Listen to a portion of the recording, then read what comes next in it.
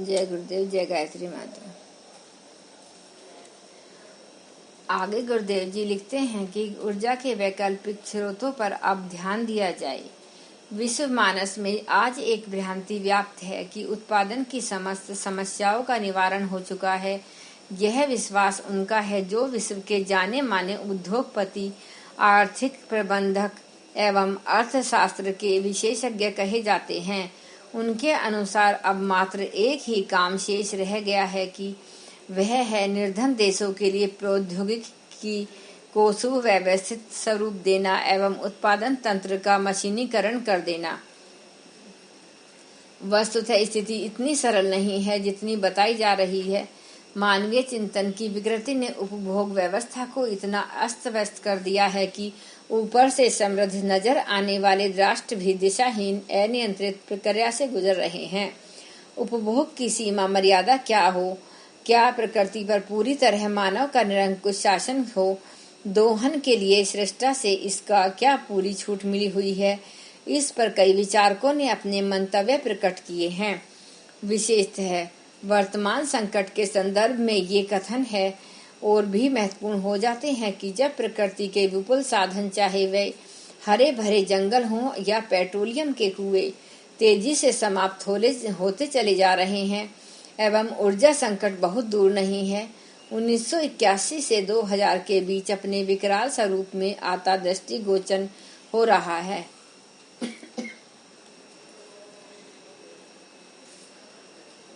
प्रख्यात अर्थविद एवं गांधीवाद विचारक E.F. शुमाकर का कथन है कि इन सब का कारण पिछली 4-5 शताब्दियों से प्रकृति एवं उपलब्ध संसाधनों के प्रति मानवीय दृष्टिकोण में आया दार्शनिक परिवर्तन है। मनुष्य का चिंतन स्थूल और भौतिकवादी मात्र होकर रह गया है। पाश्चात्यकरण की चरम उपलब्धियां एक ऐसा आकर्षण बन गई हैं जिस ओर हर राष्ट्र की दृष्टि है। मनुष्य स्वयं को प्रकृति का अंग न मानकर अब उसे बाहर की एक सामर्थ्यवान शक्ति मानता है, जिस पर आधिपत्य करने के लिए ही धरती पर उसे भेजा गया है। एक व्यापारी अपनी पूंजी में आया एवं व्यय का एक यथोचित अनुपात रखकर एक संतुलित अर्थव्यवस्था बनाता है, तभी लाभ की बात बन पाती है। उसी प्रकार पृथ्वी का एक वृहद स्वरूप वाली फर्म है। यहाँ अर्थव्यवस्था आय पूंजी व खर्च के परस्पर संबंध की बात को कैसे भूला जा सकता है। स्थूल दृष्टि से ही पृथ्वी को यदि कैपिटल मान लिया जाए तो यह तथ्य स्पष्ट होता है। इसका दोहन एक सीमा तक ही किया जा सकता है। सामयिक समृद्धि की बात अदूरदर्शिता युक्त है। यह सभी अच्छी तरह जानते समझते हैं, फिर एकांकी उपभोग क्यों कर लिया जाए।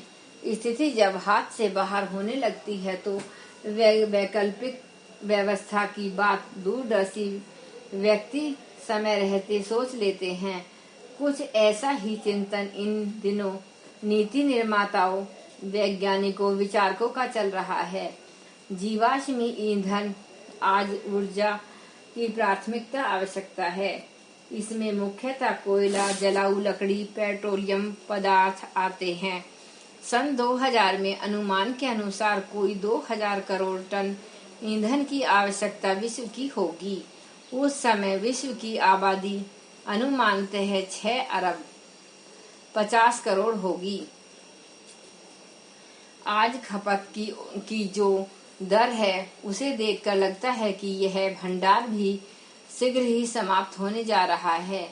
इस खपत को कम करना, कल कारखानों के स्वरूप में परिवर्तन लाना, उपभोग करने वाली जनसंख्या में चिंताजनक अभिवृद्धि को कुछ हद तक नियंत्रित करना तथा वैकल्पिक ऊर्जा के स्रोतों को ढूंढना, इस 4 सूत्री कार्यक्रम पर जनमानस का ध्यान आकर्षित करने के लिए विभिन्न कार्यक्रम विचार दिए जा रहे हैं।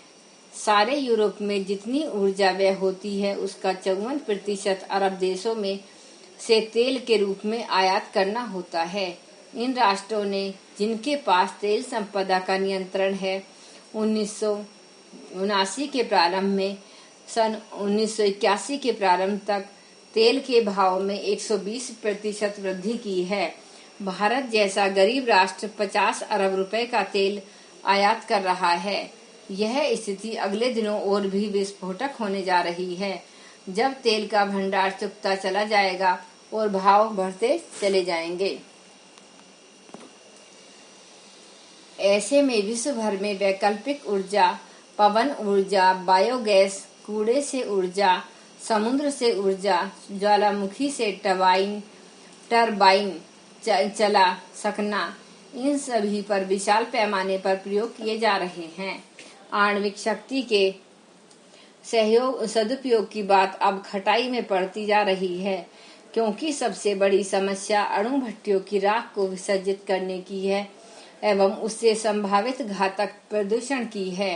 प्रदूषण रहित ऊर्जा के कई विकल्प सोच लिए गए हैं। कई स्थानों पर इनको व्यवहार में भी उतार लिया गया है। अब वैज्ञानिक सोचते हैं कि क्यों नहीं उन साधनों का उपयोग किया जाए जो अपने आसपास की उपलब्ध हैं। कहावत है कि कभी तो घूरे के दिन फिरते हैं।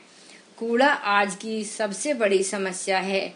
एक अनुमान के अनुसार भारत की शहरी आबादी, जो 1981 की जनगणना के अनुसार 14 करोड़ 31 लाख है, द्वारा नियंत्रित 4.5 टन कचरा दिनों दिन जीवन में काम आने वाली वस्तुओं के उपयोग के बाद फेंक दिया जाता है। America, England, Canada, Germany, Japan जैसे संपन्न राष्ट्रों में यह औसत तो प्रति व्यक्ति 5 टन प्रति वर्ष आता है। सोचा यह गया है कि अब इस कूड़े के ढेर से ऊर्जा प्राप्त की जाए। ब्रिटेन की एक फर्म फेनेरसेज ने एक ऐसा संयंत्र विकसित किया है जिसमें कूड़े कचरे को डालकर उससे 900 डिग्री सेंटीग्रेड पर जलाकर ऊर्जा प्राप्त की जाती है। इसे संचित कर विभिन्न उपयोगों में लिया जा सकता है। यह अन्य ऊर्जा की तुलना में सस्ती व करीब 17% अधिक है। घर्षण द्वारा पूरी तरह जलने के बाद जो अवशिष्ट राख बचती है उसे न्यूमेटिक वाहक द्वारा अलग कर दिया जाता है। इस प्रकार वायु प्रदूषण भी नहीं होता। स्वीडन ने ब्रिनी नामक संयंत्र विकसित किया है, जिसमें कूड़े की छोटी छोटी गोलियां बनाकर उन्हें जलाकर ऊर्जा प्राप्त की जाती है।